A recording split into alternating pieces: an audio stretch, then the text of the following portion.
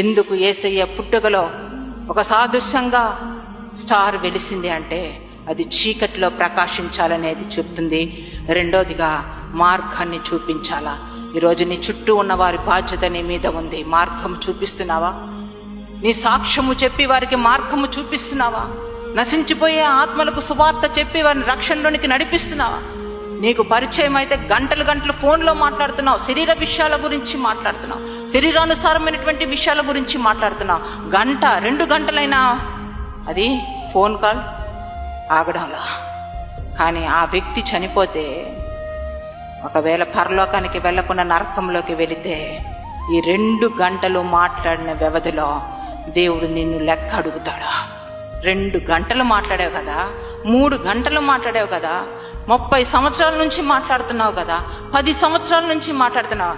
నా ప్రేమ గురించి నోరు తెరిచి ఒక్క మాట మాట్లాడలేకపోయావా? ఆ వ్యక్తితో నీకు చేసిన మేళ్ల గురించి నోరు తెరిచి ఒక్క మాటను మాట్లాడకపోయావా? సాక్షాత్తంగా ఆయన దేవుడు మిమ్మల్ని లెక్క అడుగుతాడు. ఖచ్చితంగా మీరందరూ మార్గము చూపించేవారిగా ఉండాలి.